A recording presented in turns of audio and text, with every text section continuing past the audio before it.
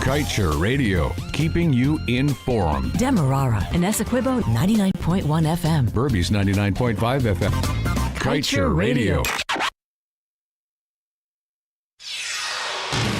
This is the news on top of the hour. Live from our studio in Georgetown. Kaieteur Radio, 99.1 FM.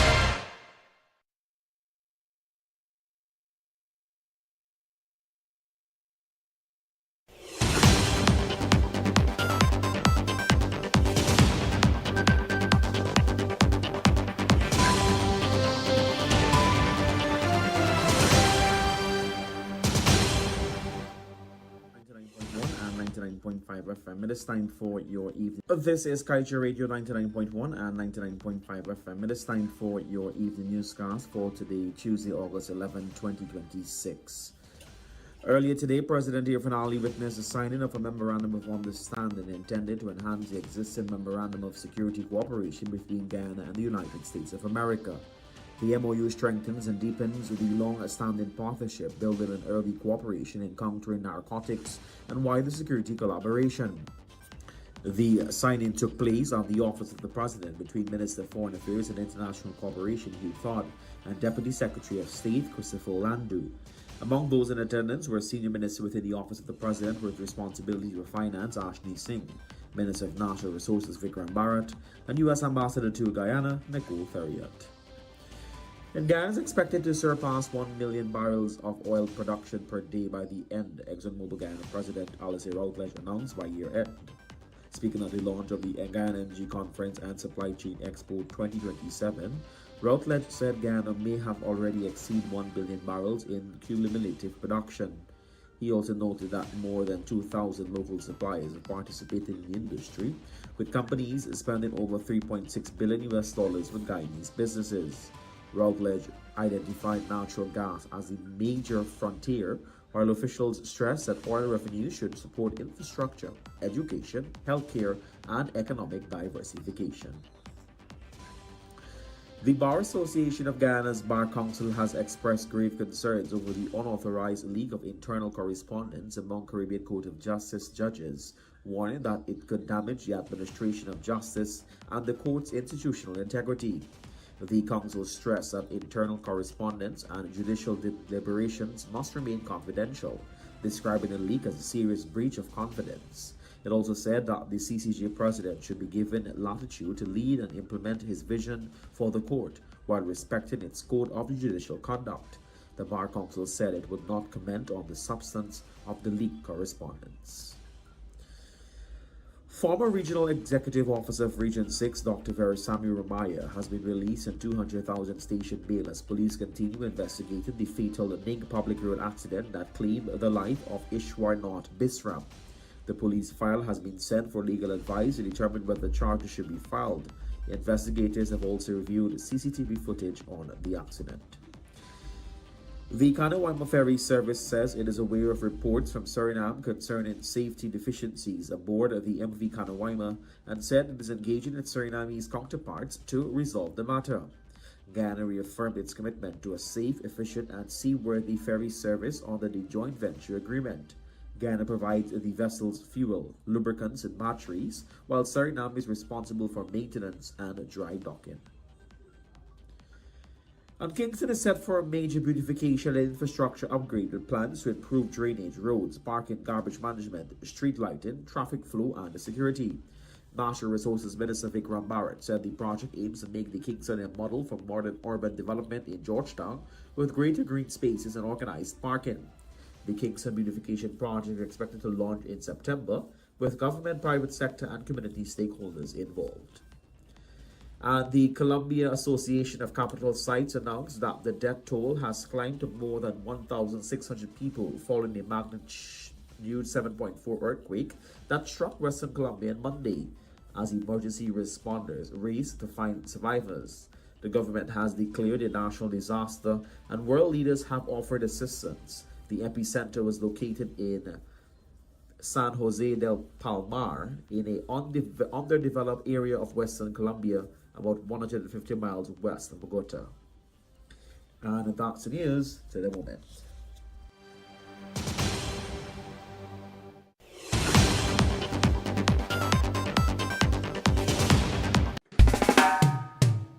And that's the news of the moment. Remember to get the full details of these stories, pick up a copy of the Kaieteur News. And don't forget, you can catch us on the MyTuner app as well as the Radio Garden app.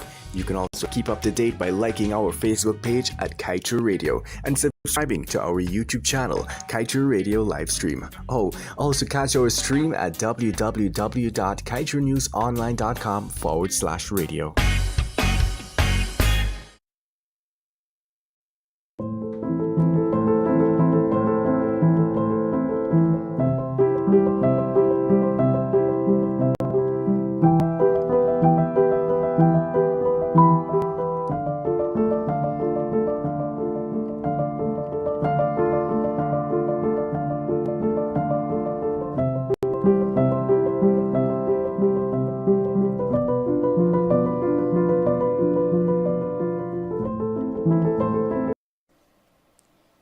Guyanese, it is time to start smiling. More oil money will begin to flow our way. And don't take Glenlal words for it. ExxonMobil said it. The company proudly told its shareholders about breaking records, recovering its 55 billion US investment in Guyana 2 years ahead of schedule, and indicated that under the contractual arrangements, more money will now flow to Guyana. You hear that? Don't rush past those words. Read them again. Listen to them carefully. More oil money flowing to Guyana. This is not some little piece of oil news that was thrown in a corner and forgotten. This news item was reported by news organizations around the world and is being discussed in the boardrooms of major business and financial institutions across the globe. In other words, the oil companies are saying that the days of Guyana receiving that 12.5% profit share are over. We have now reached the stage where the contractual arrangement should kick in as agreed to. 50% profits for Guyana. Let's all smile. No more 12.5%. No more crumbs from the table. We are talking about the full 50% profit share agreed to in that contract. Think about what that could mean for this country. Think about what that could mean for every Guyanese family after all the waiting, after all the sacrifices, after all the billions of dollars in oil that have already left our shores. Guyana's is finally here. Yes. Now, after hearing news like that, one would naturally expect the leaders of Guyana, especially Barra Jagdeo, the former president who has been given full control over our oil sector, to be among the first to celebrate this new development. You would expect him to come immediately before the nation with a big smile and say, Guyana, the moment we have been waiting for has finally arrived. We have paid off all Exxon's investments, and under the contract deal, much more money will be coming our way. The struggles so many of you have been going through and the loans the country has been taking will finally come to an end. Yes, you would expect an announcement like that with excitement in his voice. You would expect the numbers to be laid before the nation. So much more money will come, and when it will start to flow in the pockets of the nation. Because if Exxon can proudly announce the good news to their shareholders, surely the leaders of Guyana should be more excited to announce the good news to the owners of that oil, we, the Guyanese people. But here is where this story takes a strange turn. 10 long days has passed since that announcement was made publicly. Not a single word from Barra Jagdeo, not a word from President Ali or the minister responsible for the oil sector. Silence, total silence. So I have to ask, why? And what they have up their sleeves for this indebted and starving nation? Why is the oil companies comfortable telling their shareholders what has happened in Guyana, while the Guyanese people are still waiting on their own leaders to explain what's going on? Doesn't that troubles you? Because if this development means what we have been told, which is more money coming to Guyana, then this should be one of the biggest announcements coming out of the government. We shouldn't have to drag this information out of them.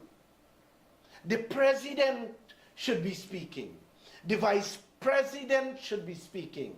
The finance minister should be speaking, laying the numbers before the nation and saying, people of Guyana, here is what has changed. Here is how much more we expect to receive. Here is when we expect to receive it. And here is what it means for you and your families. But instead, 10 days have passed and no word from any one of them. Help me understand that. Help the Guyanese people understand how a development of this magnitude can be discussed internationally, while the people who own the oil are still waiting for answers at home. Look at the reality of this country, people. A country carrying billions of US dollars in debt. A country where too many people are struggling with the cost of living.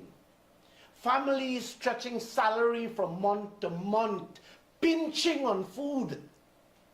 Young people leaving in desperation for other countries in search of a better life.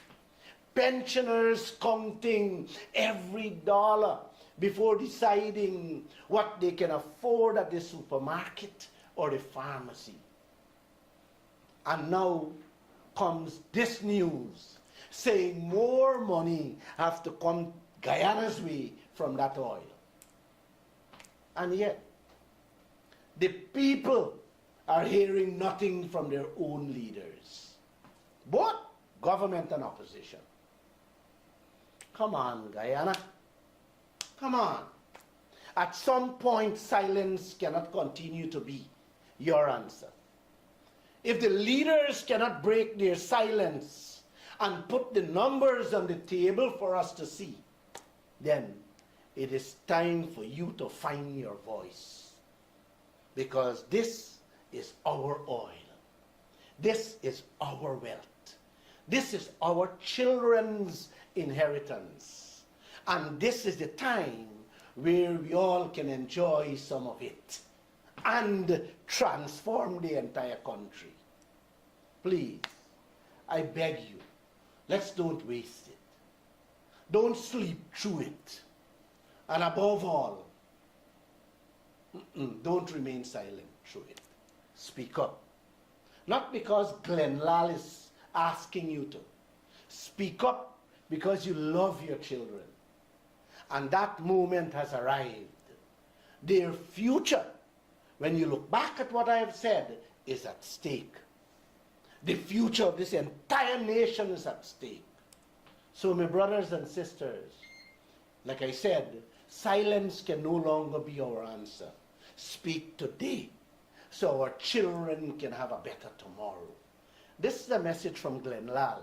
Please like, share, and follow me for more.